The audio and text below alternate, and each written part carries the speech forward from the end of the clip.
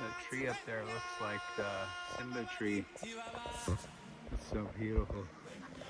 So if you want to go gold panning, you just look behind these rocks, right? On the inside, you don't want to do the outside. Because the gold is lazy. It will be right over there. Or right under there.